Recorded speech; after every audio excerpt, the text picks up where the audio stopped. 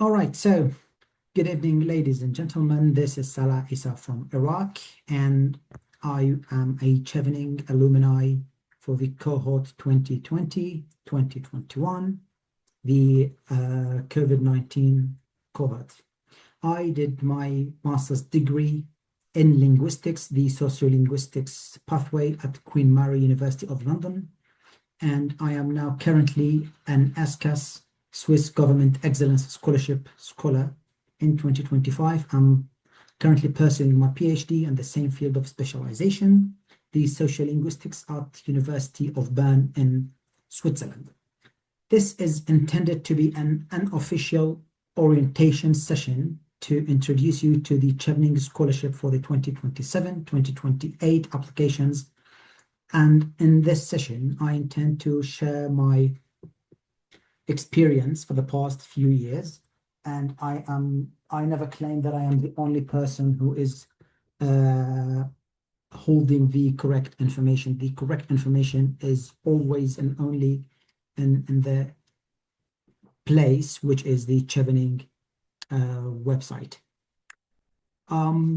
We are going to begin today with, we are going to begin this session with the Chevening program as an introduction. So Chevening is the UK government flagship scholarship. It is a fully funded scholarship, which means that it pays you your full tuition fees for any UK university that you wish to study at.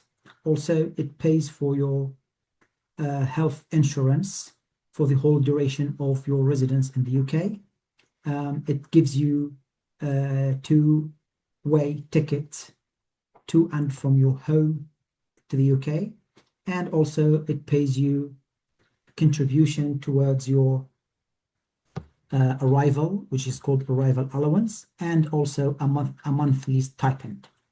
So you will be receiving 12 stipends, 12 salaries as long as you are in the UK pursuing your MA or MSc degrees or MBA or whatever master's course that you intend to study in the UK. The Chevening targets over 160 countries and territories, including Iraq, and it is looking for potential future leaders to pursue master's degree in the UK, which means that this scholarship is not to develop you personally in the first place. It is intended to develop your country, your community through your field of specialization. So the first benefit is towards your country, your community. The second benefit is towards you, which is a very important piece of information that you need to know when you write your Chevening essays. All subjects or disciplines are welcome to apply, and all the fees, tuition fees are paid except Masters of Business Administration, where the fee cap is £22,000. Anything above £22,000, the Chevening applicant is responsible for paying the remaining of the tuition fees.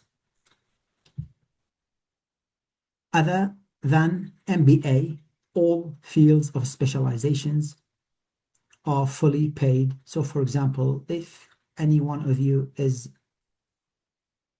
intending or intends to pursue their degree, for example, in law, LLM, and the tuition fees of that LLM course, for example, at University of Cambridge, costs £100,000, the Chevening Scholarship is going to pay it all.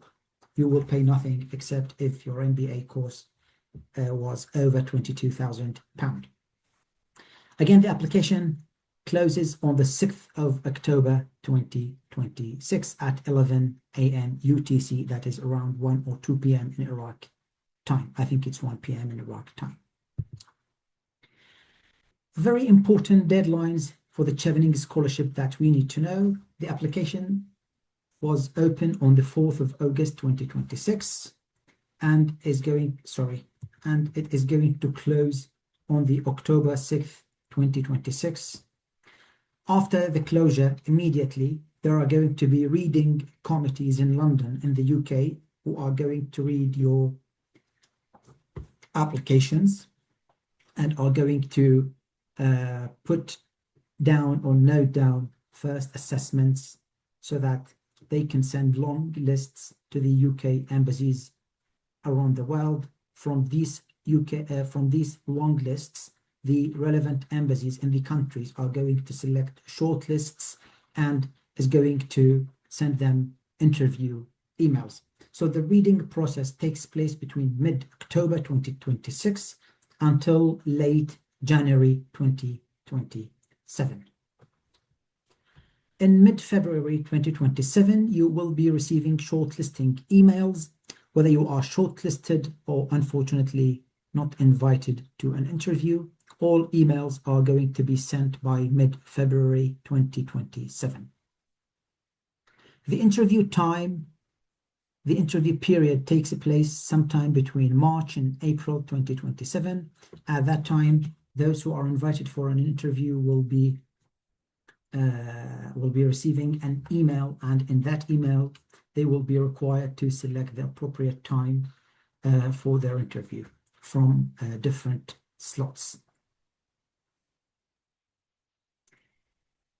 After that, after the interviews are over, you will be waiting for mid-June 2027 until the big news come, until the Chevening clouds rain and send the results.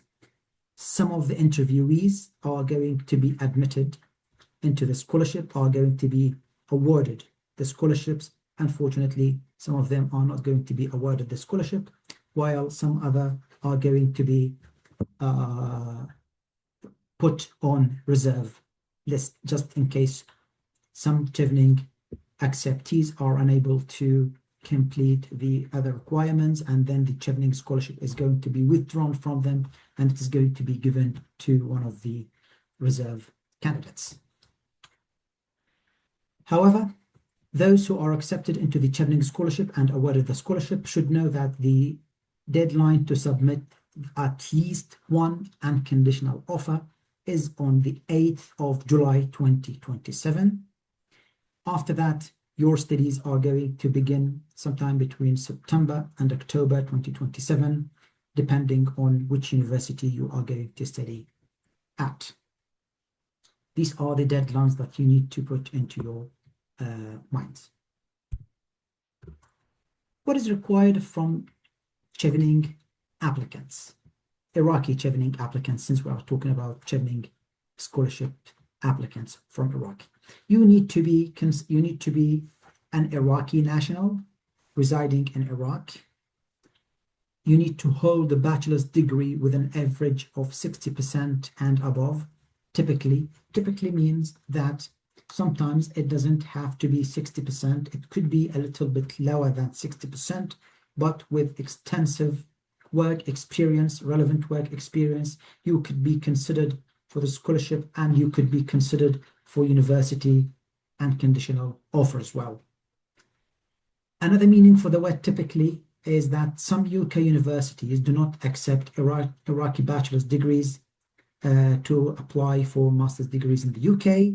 Therefore, some applicants need to have master's degrees from Iraq to apply for another master's degrees in the UK.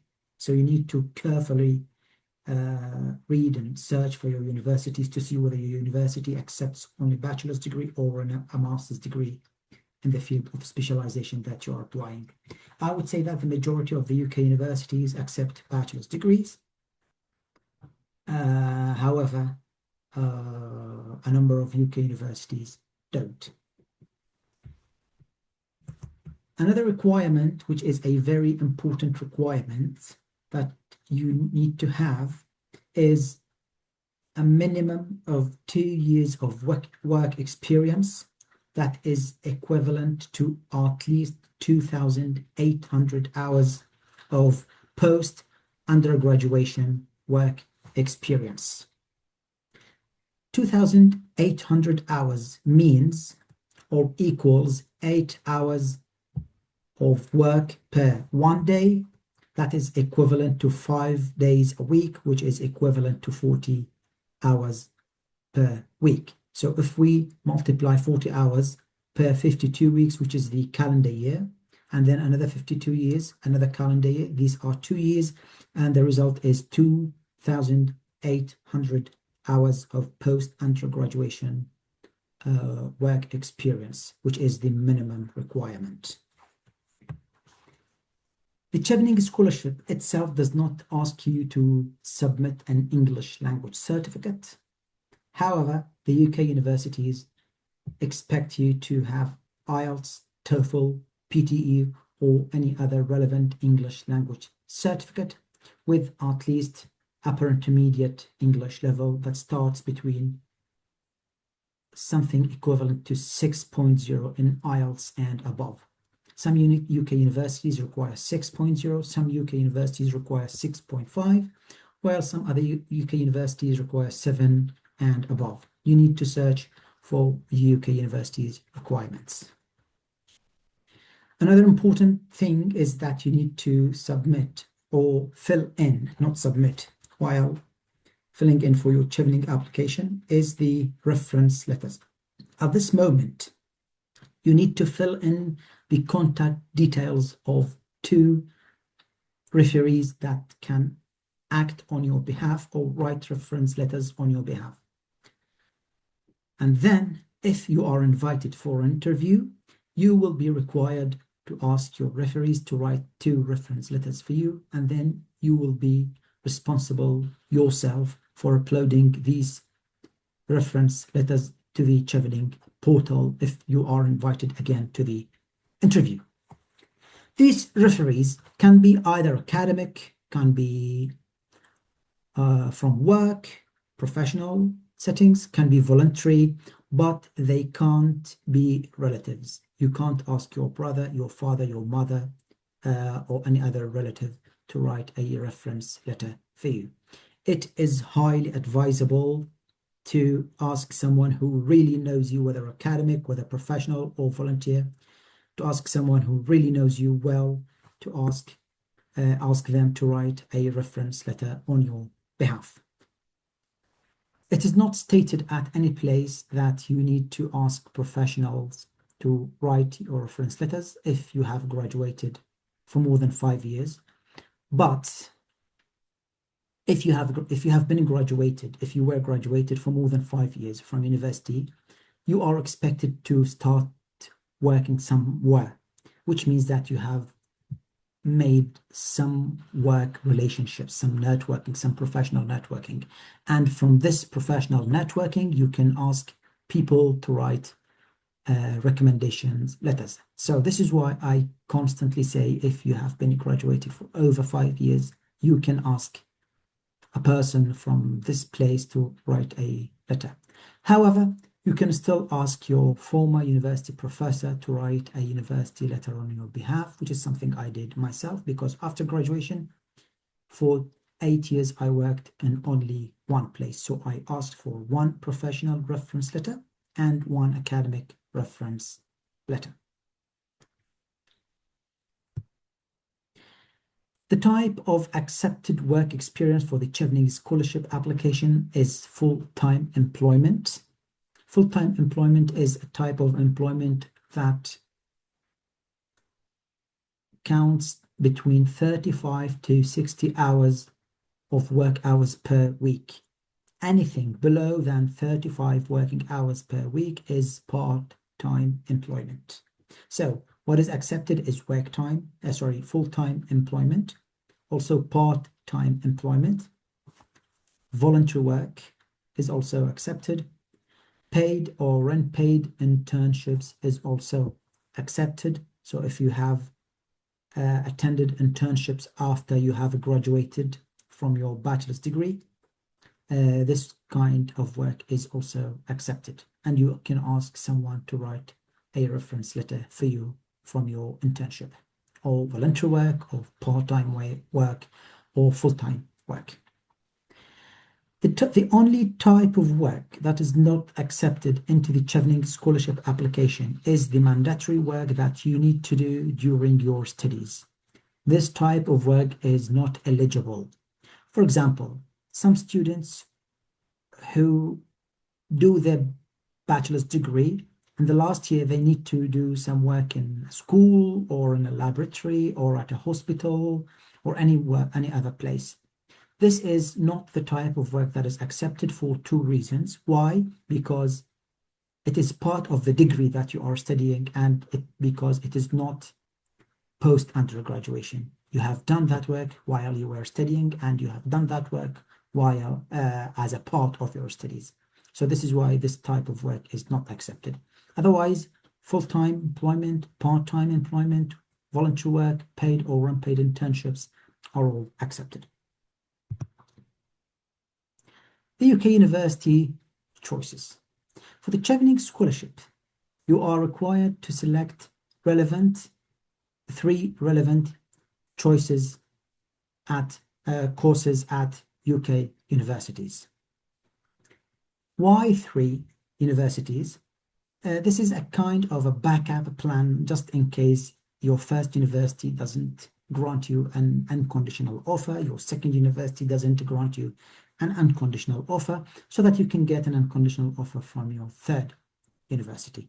However, you are highly encouraged to apply for more than 3 universities.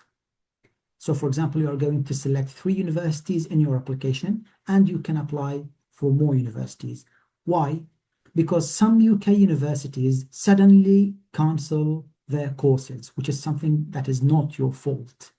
And in this case, you will be able to ask the panel during the interview that this university has cancelled the course and I would like to change it with another course but this course has to be relevant to and similar to what you have selected in your Chevening application. So I encourage you to select 3 main courses, and I also encourage you to apply for other 3 courses. So apply for 5 or 6 universities. Select 3 in the application and put 3 as a backup plan. You are kindly reminded that an unconditional offer from any of these universities is requested by 8th of July 2027. So the courses that you need to choose should follow the Chevening requirements or the Chevening criteria, meaning that they need to be a 1-year full-time course. 1-year full-time course needs to be between at least 8 to 12 months. Any courses, any master's courses that are below 8 months are not eligible. Any 1-year full-time courses that are over 12 months are also not accepted. You need to know that the courses that you're selecting are between 9 and 12. They need to be postgraduate master's taught courses, not research courses. What is the difference between taught and research? Taught courses are divided into 3 semesters. During the first 2 semesters, you are going to attend classes, real physical classes, and then you will be writing a research paper, dissertation, or research project. That is called taught because you will be taught something. Research courses, there are no classes to be taught. You just attend, you just do your master's degree, which is a fully research. You will only write a research paper. So research courses are not accepted. What is accepted is taught courses. Make sure that the courses you select must start in fall or in autumn. Fall is an American English word for autumn. Meaning that it should start between September or October 2027. You are required to apply, or you can apply for 3 different courses at the same university with similar course titles. Number 2, you can apply for 3 different courses with similar course titles at 3 different universities. Number 2 is highly advisable by the Chevening Scholarship. This is even written in the website. It is preferable for the Chevening Scholarship to apply for 3 different courses with similar course titles at 3 different universities. Why? Because you will have your own career plan essays. You will have your objectives. In your objectives, you need to select a similar course in 3 different universities. This is going to be easier for you to justify than selecting 3 different courses in one university. How will you be writing your essay while you select 3 different courses at one university? It's going to be impossible, nearly impossible to justify. 3 different courses means 3 different essays of career plan, of objectives. It's going to be really difficult to justify. So what is preferable by the Chevening Scholarship is to apply for 3 different courses with similar course titles at 3 different universities. And when we say similar course titles, it doesn't have to mean exactly the same. Make sure that the modules mean the courses or the classes that you are going to attend. Make sure that the modules comprising the courses that you are going to study at the UK universities are similar. So, for example, if you wish to study linguistics at Queen Mary University of London, and if you wish to select linguistics at Queen Mary University of London, if you wish to select linguistics at University of Lancaster, and you select linguistics at University of York, these are similar course titles, but if there is a slight difference in the course title, you can look at the modules in each course inside the university's website for that course. You will find similarities in a number of modules of these courses. So again, go with number 2, select 3 different courses with similar course titles. 3 courses with similar course titles at 3 different UK universities. For example, linguistics Queen Mary, linguistics Lancaster, linguistics University of York. Here comes the most important part of the Chevening application, which is the essays. The first essay that we have is the leadership and influence. In the leadership and influence, you are required to write an essay between at least 100 words to at most 300 words. In this essay, you are requested to describe a time you demonstrated leadership.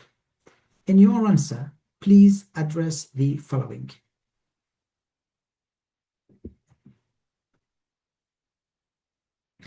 What was the context or challenge you faced? Number 1. Number 2, what specific actions you took as a leader? Number 3, what was the outcome, the result, and what did you learn? So let's take this question piece by piece and explain it.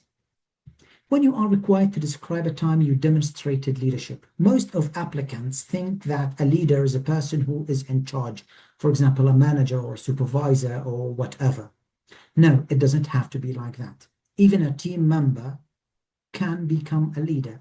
For example, imagine that you are a team member of a team of 7 people and you are just an ordinary employee, just a middle employee or a junior employee.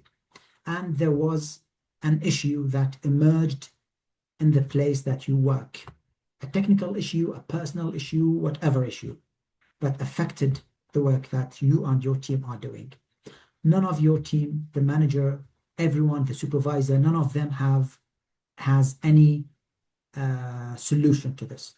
But an idea came up into your mind, and you are just a junior employee, and you just told your idea about how to fix the situation, how to fix that problem or the issue, and then what action you are going to take. 1, 2, 3, I'm going to do this, I'm going to do this, I'm going to do this, and this is my task, and the results are going to be this way. So in this case, when you jumped up, when you showed a solution to a problem, here you are a leader because you did something that benefited everyone, the community you work at, or your country, or your company, or whatever. So this is leadership. So when we say what was the context or challenge you faced, when you say you faced, it doesn't have to be you yourself. It could be you within your team. It could be within your community. It could be within the place that you live in, or it could be in your country. So you say that there was a problem at a place, blah blah blah, etc. So this is the situation. This is the problem. So you begin by explaining the situation. You begin by explaining the problem. So, for example, in 2019, while I was working as a volunteer with Oxfam in one of the camps in anywhere, I don't want to name a place, a situation has appeared. You will say the situation, and you jumped up to solve it. So you will talk about your task as a team member at that time, and your task of what you have started doing, and then the action you have taken to solve that problem. So your task was to solve this problem. What actions, what steps have you taken to solve that issue, to solve that situation, to solve that problem? You will talk about that. And then you have now explained the S, you have now explained the T, the task, and you have now explained the A, the action. And then you will tell what results have come up from whatever you have been facing during your work, or within your work, or within your community, or within your country. So this is going to be the star. S, situation; T, task; A, action; or results. Sometimes the task and actions are intertwined, so which means that it is really hard to split between them. But the task is what someone has assigned you to do, or what you were assigned to do, and the action is the exact steps you have taken to solve that issue. And then finally, after you explain the situation, the task, the action, and the result, you will tell the lesson. What lesson, or what did you learn from that issue? What did you learn from that situation? What has come up? So you need to think of what you have learned and then write it in your example of leadership and influence. And try to be authentic. Always be authentic when writing your essays. Authentic means you need to write real examples from real lives, something that you have witnessed during your work, during wherever, what happened in your community, in your country, any kind of issue that you have been working on and solved. Remember that the essay needs to be between at least 100 words and at most 300 words. You are highly encouraged to write just one example. Do not write 2 examples. If you have, a question might come up. What kind of example should I write? For example, I have 2 examples of leadership. One of them is a little bit old, and one of them is a little bit recent. So which one is preferable? The one that is recent is preferable to old. But this must not be the only judging factor. The judging factor on which you need to select which example is stronger than the other is that how much this example has been beneficial to the community, to the country, or to the place, or to the team that you were working on. So the weight of the example is how much beneficial it was. So put this first in your mind, and then again put in your mind as a second factor whether it was recent or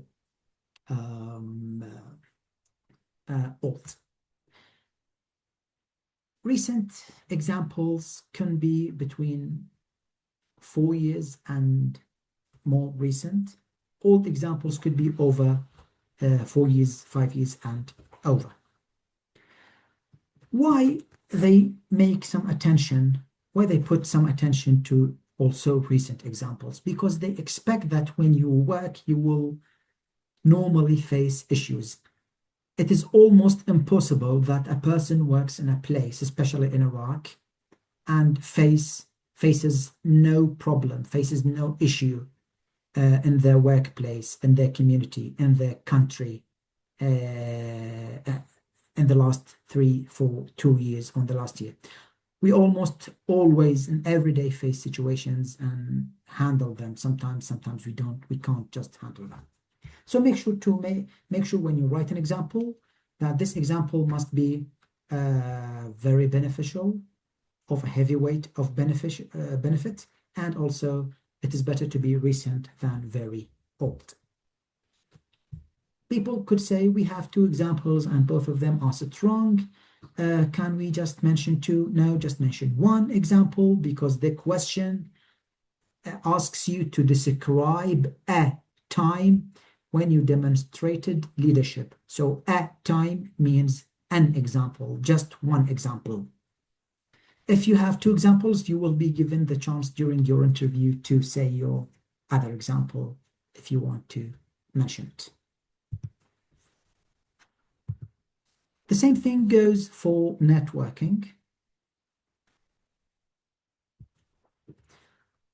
Tell us about a professional relationship or network. See, a means 1. Tell us about a professional relationship, 1 professional relationship. So this means 1 example. Tell us about a professional relationship or network you have built and maintained in your workplace or in the community.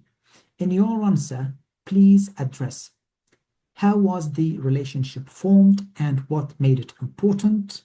It's like a situation or a problem. What did you contribute to this relationship and what did you gain? Number 3, how have you sustained or developed this relationship over time? And finally, how will these skills help you build connections within the Chevening community and beyond? So let's talk about these questions one by one. How was the relationship formed and what made it important? So the first part of the question, you will be talking about this kind of relationship or network you would like to discuss in your example, whether it was formed in a professional setting or whether it was formed in academic setting at university, for example, or school, or whether it was formed while doing some voluntary work. So you will mention the nature of the situation or that relationship, how it was built. So this is the situation. And what made it important? Why do you think this relationship is important? How is it important? When we say what is important, how is it important, it means how beneficial it is to everyone, to your community, your country, to you, and to the other side of that network. Because when you build a network, when you build a relationship with someone, and this, we are not talking about personal relationships. We talk about academic relationships, professional relationships, or relationships in voluntary sector. So these are the types of relationships that bring benefit to everyone. So this is the situation, which has 2 parts. How was the relationship formed and what made it important? Do not answer one side and leave the other side. So there are 2 sides in the situation question. The first question you need to focus on. Number 2, the task. What did you contribute to this relationship and what did you gain? So let's consider it as this. When there's a relationship between 2 people, let's say personal relationship, this relationship has 2 sides, and both of these sides contribute towards the success of this relationship, so that both of these sides gain benefits from this relationship. I'm talking about personal. And in professional or academic or voluntary relationships, this takes the same way. So when you are when you form a network or a relationship with someone who works, for example, in some kind of an organization, and you work, for example, in another organization. How did you contribute to this relationship? You will talk about what you contributed to this relationship or network. What did you give to make it important or to make it beneficial, and what you also gained. What did the other side give you? So this is the task. Number 3, how have you sustained or developed this relationship over time? So any relationship, to become successful and to continue its success, it needs to be sustained. Sustained means maintained, kept. But you are not just required to keep or maintain this relationship, but you are also required to develop this relationship over time. So if you have a relationship or a network with someone that is started 10 years ago, it is not expected to remain the same. This relationship, professional or academic, should have developed. How do we know that this relationship is developed? For example, you have widened your work, the benefit that you, community, the teamwork, or the country benefits was not as the relationship started. So let's say that when you started a network or relationship, 10 people benefited out of it. But nowadays, 1,000 people benefits from this relationship. So this is the action of how you not just sustain, but also develop this relationship over time, which means that the work that you have been doing within this professional relationship or network that you have built should be developed and should have benefited more people on the professional settings. And then you will come to the results. You will display the results of this professional relationship or the network. How will these skills help you build connections within the Chevening community and beyond? When you answer this question, you will not just answer it directly, you will answer it by stating that in this professional relationship, I have the results were 1, 2, 3, 4. You will mention some results, and then you will come to answer this question of how will these skills help you. So in this case, you will talk about the knowledge that you have gained by sustaining and developing this relationship and what lessons you have learned from this relationship to continue making professional relationships or professional networks while you are within the Chevening community in the UK. Because when you go to the UK, you will not only study, but you will also make some connections with professional peoples, for example, professors at the universities, or perhaps people working in companies while you do some training or internships during your studies, or even the Chevening community itself. What will you be doing with the Chevening community, whether in London or outside of London? The Chevening community in the UK, for example, what will you be doing? You will be meeting, share some ideas, discuss problems, and put some solutions, learning lessons from them, listening to their experience, sharing your own experiences with them, and etc. But this is not confined to the Chevening community. So the question says, how will these skills help you build connections within the Chevening community and beyond? Beyond means any kind of professional relationship that you build, develop, and sustain and develop at universities or at companies, places you work while you are in the UK, if you do some sort of internship during your studies.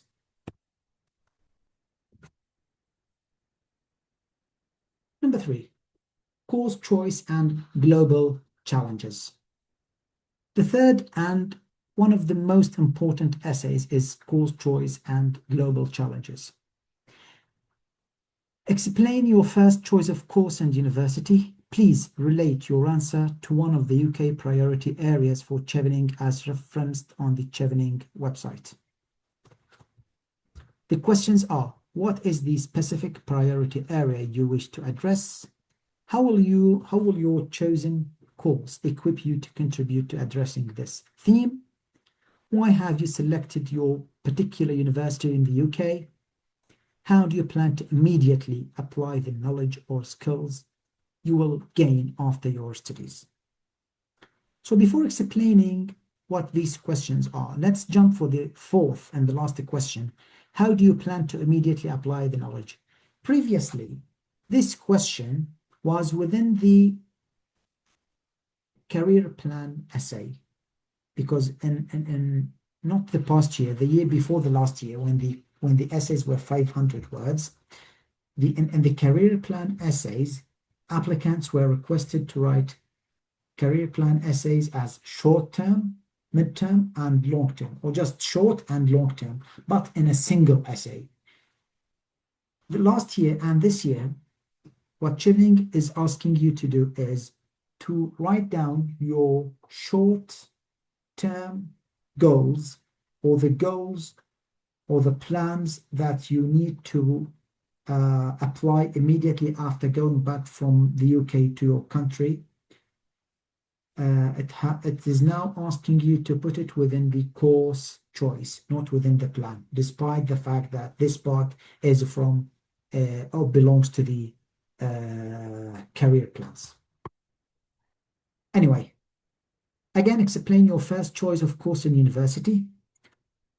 Just your first course. Why? Because you are expected to select 3 similar courses. So when you select 3 similar courses, these courses that you select, you are expected to select them similarly, means that they are the same regarding your objectives, they are the same regarding your career plans, and they are the same in terms of their course content, the modules that you are going to study. So there is no need to talk about the 3 universities. You will only talk about your first choice, and when you talk about your first choice, they will understand that your second and third choices are similar to your first choice. When you select your first choice, second and third choice, when you select your courses, please talk about the relationship of these choices to one of the priority areas for Chevening as referenced on the Chevening website. As referenced on the Chevening website, so it talks about the eligibility, the course eligibility in the Chevening website. How do you know where exactly to find this on the Chevening website?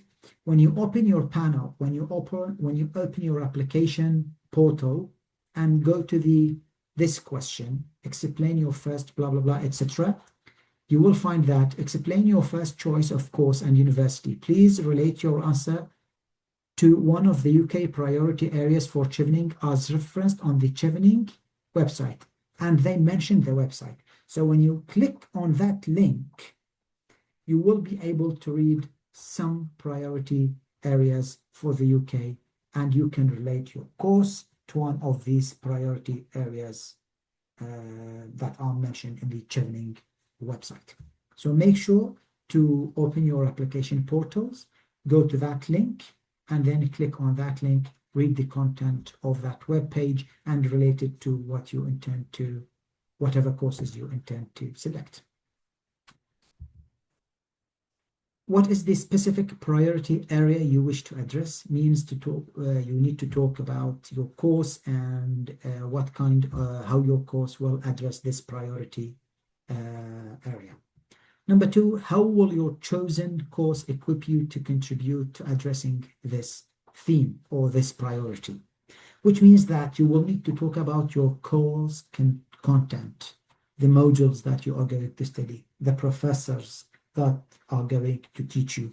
Do not select universities only because they are in London.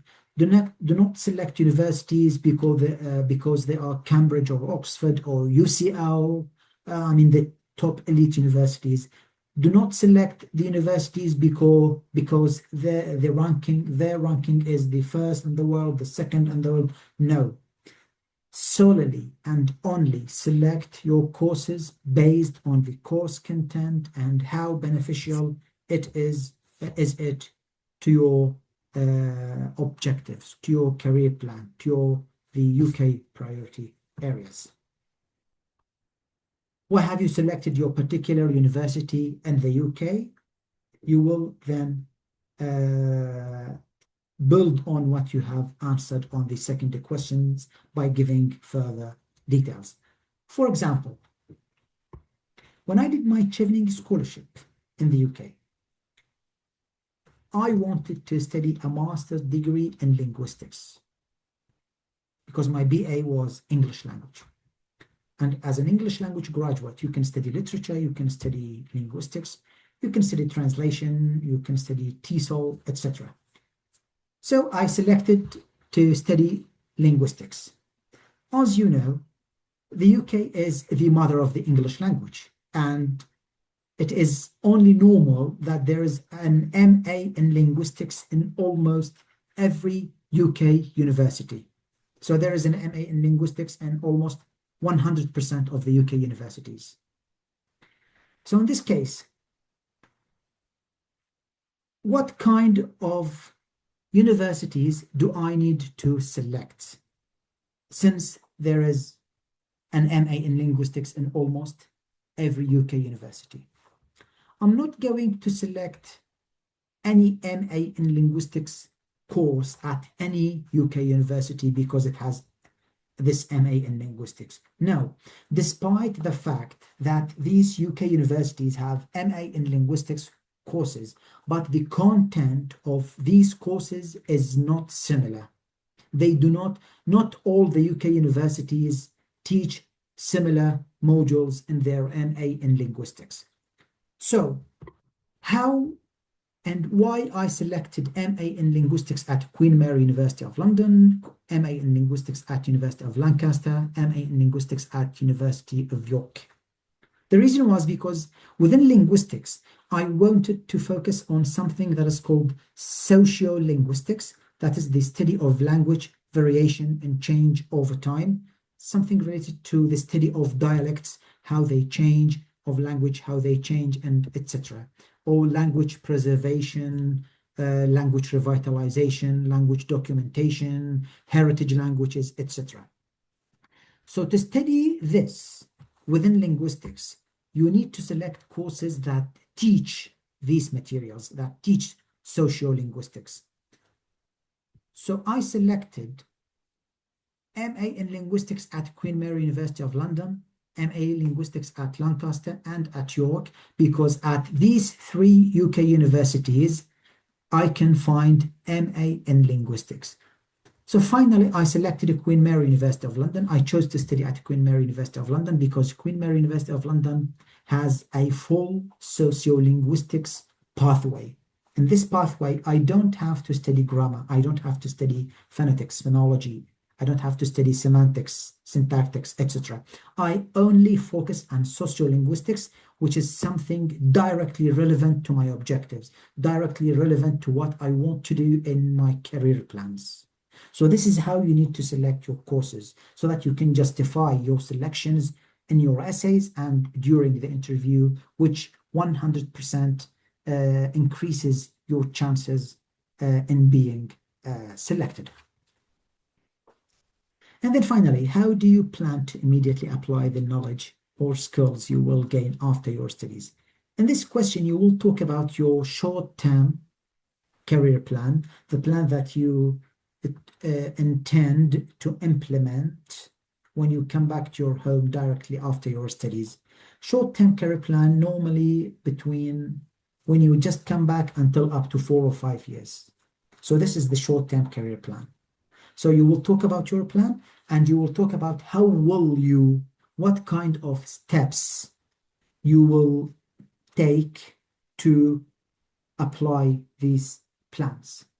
What you need to put in your mind, sometimes you may not be able to apply these plans when you come back home. So what you need to put in your mind is a plan B for the short term, a plan B for the intermediate career plan, a plan B for the long-term career plan, because you can't jump from the short-term career plan to the mid-term career plan if you haven't applied that plan. So you are required to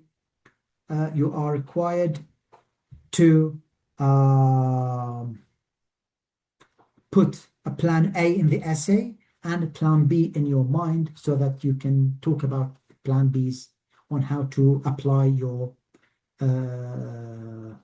short-term goals, your mid-term goals, and your long-term goals. This means that you are fully prepared. You show the Chevening panel, the interview panel, that you are fully prepared when you go to the interview. So you talk about plannable actions. This means that when you write your essay, you don't mention words like I wish, I hope, I dream. No. Even the linguistics of your essays should be accurate. You say I intend. You say I plan to. I intend to. So these words show how intentive you are, how much strong intent you have to implement your plans. The last important essay of your essays is the career plan and impact. Outline your medium and long-term career goals. Please relate your answer to a key challenge or priority facing your country or region. Question number 1, what impact do you intend to make in your home country or region? Number 2, how does your career plan connect with your course of study and the challenge or priority you identified? What barriers or obstacles might you face and how will you overcome them? How will being a Chevening Scholar help you achieve your ambitions? So let's talk about these questions one by one. Let's talk about this prompt. Outline your medium and long-term career plans. So in this essay of 300 words, you will talk about your medium-term career plans and you will talk about your long-term career plans. Make sure that when you talk about your medium-term, you write the same amount of what you write your long-term career plan. I'm not saying write exactly 100 word here, 100 word there. No, write, for example, 140, 160, 145, 155.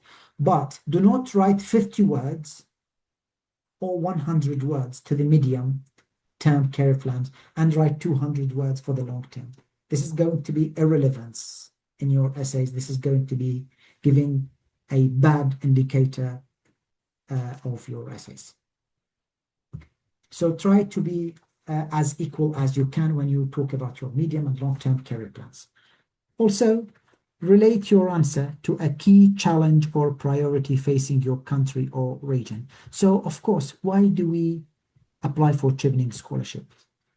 We don't apply for the Chevening Scholarship simply because we want to study a master's degree and add it to our portfolio and increase our salary, or just say, oh, I have a master's degree. No, the Chevening Scholarship is different. You need to study something because there is an issue in your country and you want to address this issue. You want to address this challenge. You want to address this problem. But you can't do that because you currently don't have the information. You currently don't have the knowledge. You currently don't have the experience. So you apply for the Chevening Scholarship to study this master's degree at this specific university of this specific course because you believe that this course is going to provide you with the skills, with the talents, with the experience, with the knowledge, with the information that you need to address and answer and to solve that problem in your country. So this is the essence of the Chevening Scholarship. In this way, you will talk about what impact do you intend to make in your home country or region. So you will talk about the impact that you intend to do when you come back after applying your midterm goals. How does your career plan connect with your course of study and the challenge or priority you identify? So we have career plan, we have course of study, and we have a challenge or priority. This like a triangle. On one angle, there's the career plan. On the second angle, there's the course of study. And on top, there's the challenge or priority. So there is a challenge or priority that you need to solve. How you will solve it? You study this specific course. After studying this specific course, you are going to apply your plans in order to solve this challenge or that priority you identified in your essay. So everything needs to be related to each other. What barriers or obstacles might you face and how will you overcome them? Do not say, oh, I will not face any obstacles, I will not face barriers. No, because you are going to be unfactual. This is not going to be something true. Everyone faces obstacles, everyone faces barriers while applying this plan or that plan, and that's completely fine. It is not a problem if you face obstacles or barriers while you plan or do something. It is a problem when you are unable to overcome them. But when you talk about an obstacle that you expect to face in the future, and when you talk about how will you overcome, how will you solve that problem, that barrier, that obstacle, you will show them that you really have strong, rigid plans in order to overcome whatever challenge, whatever barrier, whatever obstacles you might face when you apply your futuristic plans. And then how will being a Chevening Scholar help you achieve your ambitions? Normally, you will talk about the Chevening network that you will form and you will become a member of while you are in the UK. The Chevening Scholarship has the largest network of scholars around the world of more than 65,000 Chevening alumni from all over the world. You will be meeting people from your same field of specialization at the university. You will be meeting people from the same field of specialization as Chevening Scholars. You will talk to each other. You will discuss whatever your objectives. You will listen from them. You will share your objectives with them. You will listen to each other's ideas and help how to formulate solutions to any barrier or obstacle or priority or challenge you might face. So Chevening Scholarship Network is a very vast, beneficial and big network that you can make use of to achieve your ambitions, your goals and your plans. These were the four essays forming the Chevening application we have talked about so far. Some tips before we finish the first part of the session. Please start early as possible. Do not wait until the very last days to create a Chevening account and then fill in your application. No, start as soon as possible. And if you don't know how to write essays, try to write whatever comes up in your mind in a document. Just write down anything you have and then try to rephrase your essays, add, delete, edit, research. Research is really important. Read from the internet about your field of specialization. Reading is important. There's plenty of information of whatever you want to do while finding information relevant to your field of specialization, your essays, and Chevening application overall. The essays are crucial and key to being selected. So you need to be authentic. Do not use AI even for translation, even for editing, even for proofreading.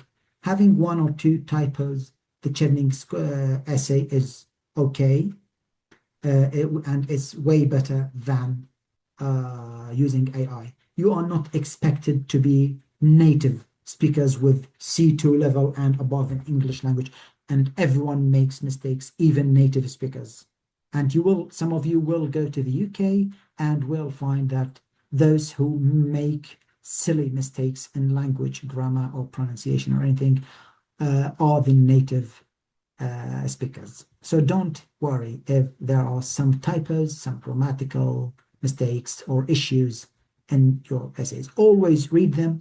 Find someone whose English is really good and then ask him or her to linguistically proofread your essay, but do not use AI under any circumstances. Frequently seek instructions from the official website. Always refer back to the official website when you want instructions. Read the frequently asked questions because they have a lot of the information that you need. As you know, and as most of you are, you can always ask questions in the Telegram group you have.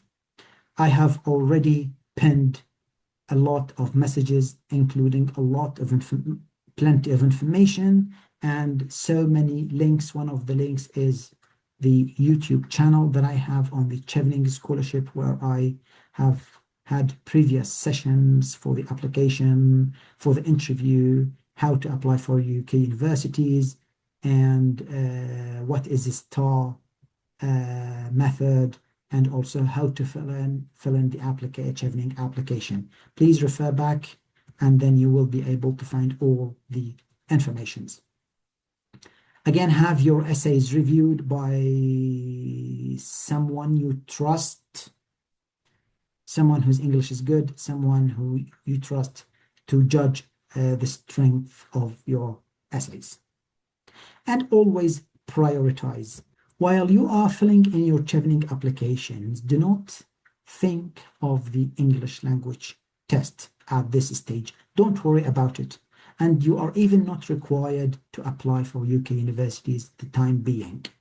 Just select the courses, the universities that you want the most, and then apply for them once you have submitted your Chevening application. If you have a lot of time, you can, of course, apply for the UK universities if they are open for autumn 2027. Most of the UK universities haven't opened application for the September or October 2027 yet. They will open that in the next 3-4 weeks. So make sure to prepare your documents, make sure to ask people to write references letters on your behalf so that you can include them in the UK universities. I have a dedicated video on my YouTube channel that is called Chevening with Salah on how to apply for a UK university. It is a short video of 8 minutes, and it is dedicated for the Chevening related applications. So go to that channel, watch the video. I have already shared it on the Telegram group. And do not worry about the English language test now. Worry about it later after you have submitted. And I offer a lot of English language classes, IELTS classes, TOEFL classes, PTE classes. You are always welcome to contact me for any classes or any courses that you wish to attend to prepare for your exams. Thank you so much. This was the first part of the Chevening session. If you are not on the Telegram group, please open your camera on your phones, scan the QR code and join the Telegram group. And you are always welcome to follow me on my Instagram account, One Inglesi. You can also scan the QR code on your camera and then follow me. I will be pausing this session for 2-3 minutes. I will be drinking some water and I will be coming back to you for your questions. Please raise your hands and I will be looking at the risen hands that I can give you the floor to ask your questions. I will be back in 2-3 minutes. Thank you.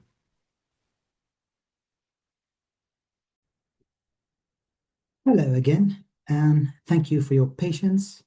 And please be informed that the floor is yours now. So please raise your hands. I will be looking at the list of participants and I'll be taking your questions accordingly.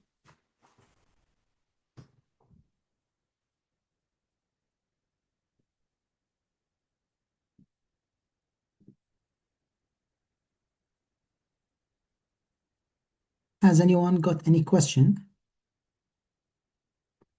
Okay, Wasim, please go ahead. Unmute yourself. Okay, thank you, Mr. for your presentation. It was very helpful. I'd like to ask you about my essay about leadership, about the impact or the result. When I did that thing, I didn't know that I will use it in the future. Like now, I'm using it for the essays. So I don't have like a measurement for my impact. How can I say that in my essay or text? Thank you so much for your question, Wasim. And it was my pleasure to facilitate this session to you. When we talk about examples in leaderships, these are supposed to be examples from the past, not from the future, something we have done in the past. So, for example, in 2024, I faced this situation, one, two, three, and my task was to to solve the situation. One, two, three were my tasks, and the actions that I have taken to solve this problem or situations were one, two, three, and then the results were one, two, three. So we all talk about the essays in the past and not in the present or in the future. So when we mention an example that have taken place at some point in the past, we surely know the results, how they happened. One more important thing that I would like to bring your attention to is when you write your essays, try to mention figures, numbers, percentages, portions. This would highly improve your essays and would give more credibility to your essays. Thank you so much, Wasim. Yes, Adil, please go ahead. Hello, Salah, how are you? Hello, thank you. I want to ask about the fourth essay. Uh, how or where do I write my mid-term and long-term goals among these questions? I mean, how I will arrange it during these questions. Okay, Like, so like when the first one, my impact, I write down my mid, then the long. I don't know how to arrange between these questions. okay, so when you write your essays, let's go back to the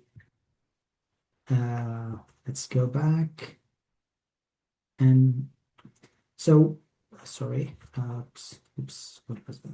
Anyway, okay, so what impact do you intend to make in your home country or region? How does your career plan connect with the course of study and the challenge or priority? Or identify what barriers or obstacles might you face and how will you overcome them? How will being a Chevening scholar help you achieve these ambitions? So when you write your midterm career plans, you are expected to answer these four questions. Maybe not all of these four questions. Maybe Chevening network plays no part in planning and applying your midterm plan, but Chevening network plays an important part when you apply your long-term career plans. So when you talk about your midterm career plans, you are required to answer these questions, or at least 3 out of 4 of these questions. And then you do the same thing when you write your long-term career plan. Thank you. Any other question?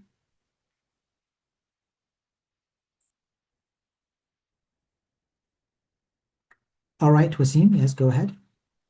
Okay, thank you. About the percentage, and that was what I was mentioning, because I don't have a percentage or something or or a portion, let's say, but I know that I made a change.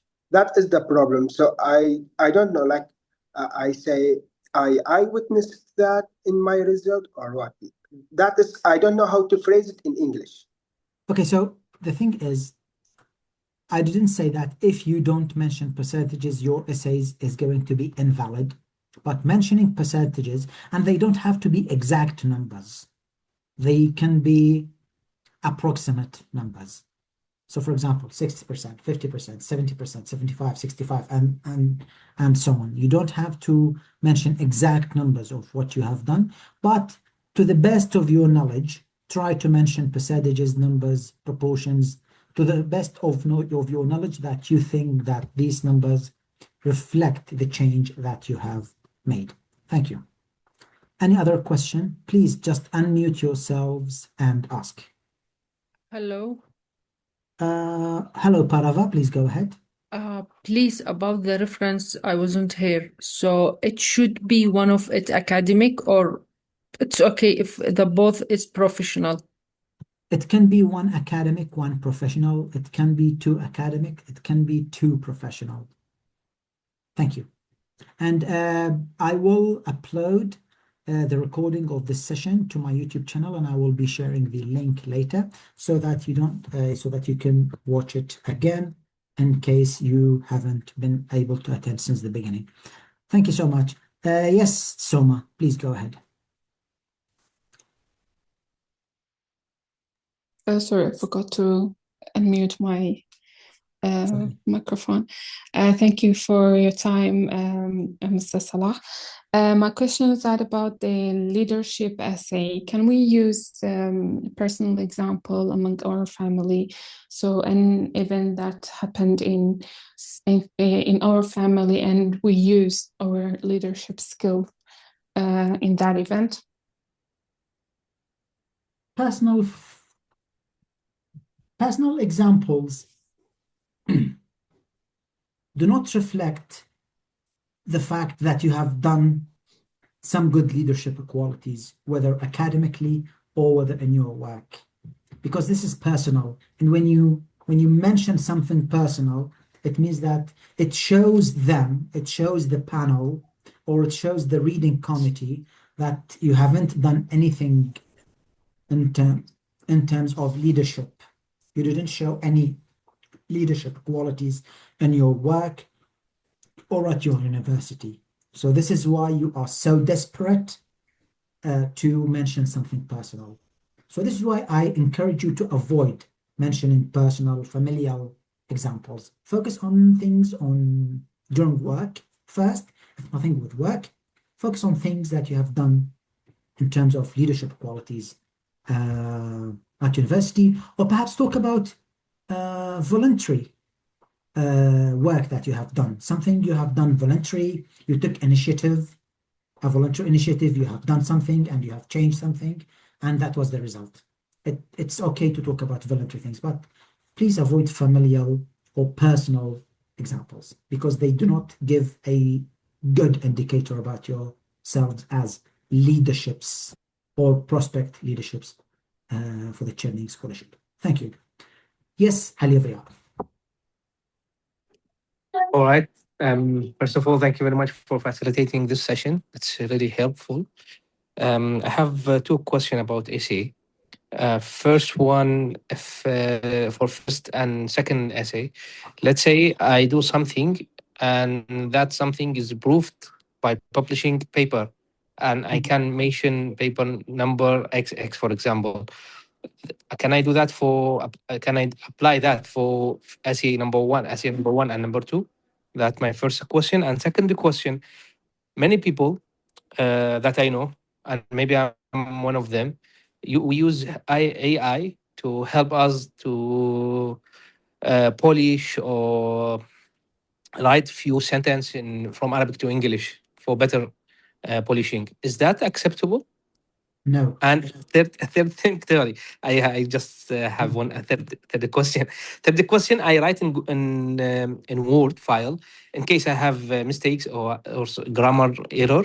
So can correct to me after that. After everything is okay, I will copy paste in that box in the website. Also, is that okay? And thank you very much. Thank you for your questions. So question number one, can you mention the journals where you published your work? Of course, you can mention the journals where you published your work. You don't have to mention the exact issue number of journals. You can just mention the journals and you can elaborate on that if you are invited to the interview. So you can mention the journal name, and then if you are invited to the interview, you can mention more details about your examples. So the idea is that when you go to the interview, when you're invited to enter an interview, it's going to be a chance for you to give more details that you have been unable to mention in your essays. So always have something important to say in your interview, something interesting for them to hear. This is regarding your first question. Regarding AI, no, don't use AI. Regarding Word, yes, you are encouraged to use Microsoft Word to write your essays. And on one of the sides, left or right, I'm not sure whether your word was in English or Arabic. Mine is on the right because it's in English. There is the editor button. Select editor and select the type of writing you would like to see, whether formal, professional, or I think personal, the third level. Select either formal or professional. Then Word is going to show the mistakes that were made to the best of its capacity, because Word does not use AI in editing the texts and proofreading the texts. So you are welcome to use Word and edit your writing. It always give it to someone whose English is good, so that they can proofread your essays rather than using AI or translate your essays from Arabic or any other language to English.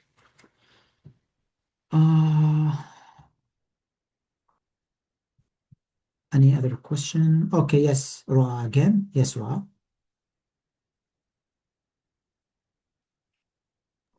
Oh, hi. Forgot my second question. I'm asking about the fourth essay. They say about my course. Should I mention the name of the course and the university during the goals or not? Just starting about my studies and what going to give me during my to achieve my goal. This is You what don't I'm have to. answering. You don't have to mention your course names. You just talk about why you have selected these 3 courses. So you say, I selected these 3 courses because they 1, 2, 3. You will not say, I selected these 3 courses at these universities, this university, this university, this universities, because they do. No, do not try to name the name of the courses, because they already know about your selections from your applications.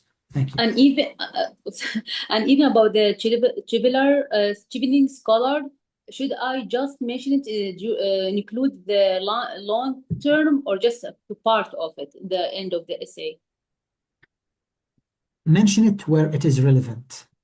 If it is relevant to mention, if it is beneficial to mention, just mention it. But you don't have to mention the names of universities. You don't need to mention them because they already know about them and you have explained your first choice. So that's it. Thank you, Ra. Thank you. Yeah. Okay, Dr. Shahad.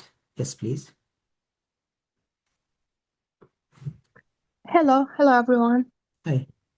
I have 2 questions. Mhm. First one, how can I find if the University of Glasgow accepts the bachelor's degree from Iraq or they want a master degree from Iraq? This is my first question. The second question, most people here in this session take the help and the information from you, Salah. Where did you get the information and the help in the past? Where did you get yours from? Okay, thank you. Thank you. Concerning your first question, you can, for example, let's say that you want to do dentistry at University of Glasgow. So you will go to Google and you type MSc dentistry. I'm just saying dentistry as an example. Whatever field you want to say, just do this the following way: MSc dentistry at University of Glasgow, and then Glasgow. Sorry, not Glasgow. Glasgow, and then go to the website of that course information. So the course has information inside the University of Glasgow's website, and from there you will be reading the course content, you will be reading the requirements, the language requirements, and everything. So each course at each university's website has plenty of information. So make sure to search for information within the course information inside the university's website. This is question number one. As for your second question, I applied for the Chevening Scholarship 4 times. My first application was on the 2016, 2017, and I kept applying for the Chevening Scholarship for 4 consecutive years until I received the Chevening Scholarship in 2020, 2021. Since 2016 and up to the moment, I have been with the Chevening applications, with the Chevening applicants, helping everyone as part of my duty. I'm not mentioning this as tamannun, no. It's my duty towards Chevening because Chevening has benefited me a lot, and I want to pay back Chevening for whatever benefit that I have received. So I think from 2016 until 2026, I have completed exactly 10 years around Chevening. So, and I've been here like every year with the Chevening applicants. I am both happy and proud to say that there are high number of current Chevening scholars and also some Chevening alumni have been able to do the Chevening Scholarship with me guiding them again as part of my duty. And most of them are now my friends. So I made friendships, I made network within the Chevening Scholarship, which has been very beneficial, not to them, but also to me. So this is what I have given to that network, and this is what I have also gained from that network. Thank you very much. Any other question? Please unmute yourself and go ahead.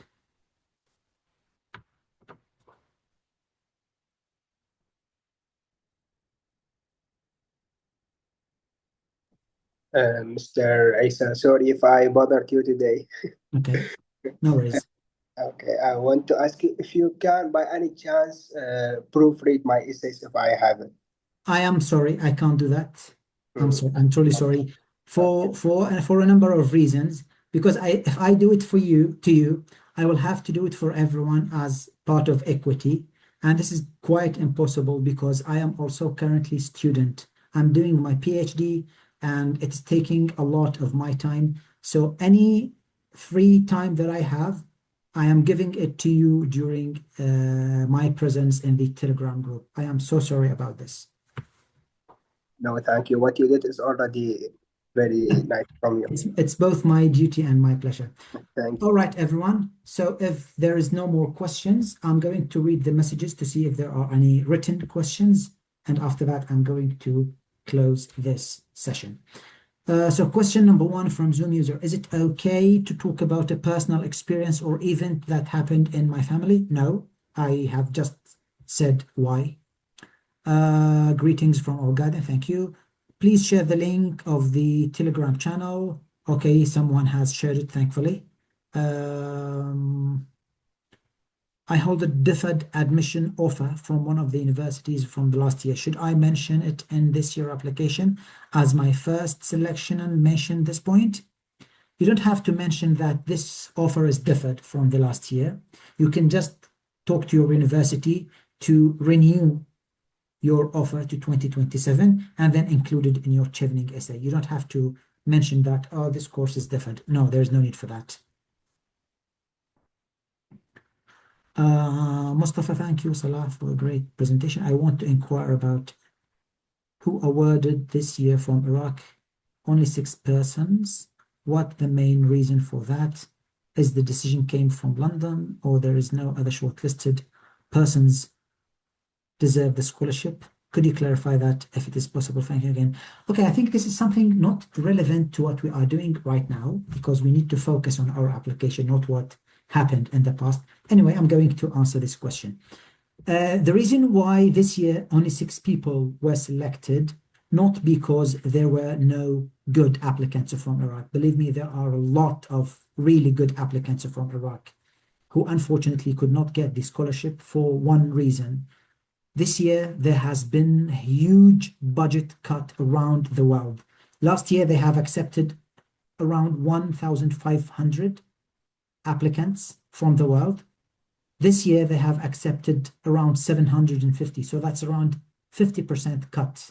So it is not just for Iraq, it's for all the countries, this budget cut.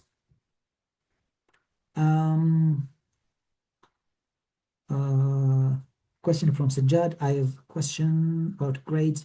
My university grade is not very high. Am I still eligible for Chevening? Are there universities in the UK that accept lower grades?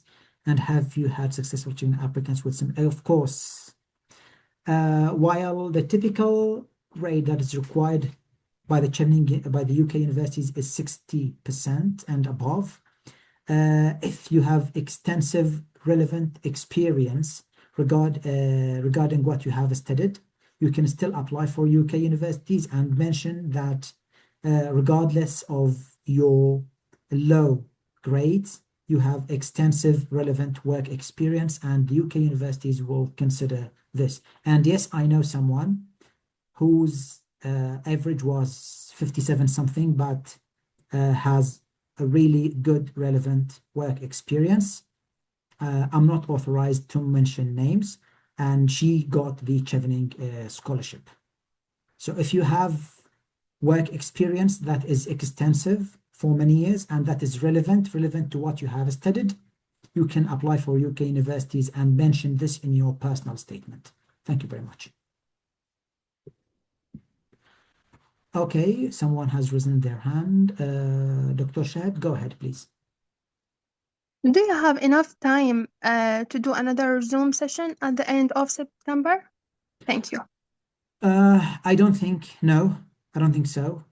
No, but if you want information, you can always watch this video. I'm going to upload it on my YouTube channel, Chevening with Salah. The link is already in the group. And if there are any questions, you can always ask your questions in the Telegram group, and I will be answering them. So you will both have the information from the videos, and you will have your questions answered in the Telegram group, and everyone can benefit from these very important questions. Okay, if there is no other question, I will have to close this session. Any other question?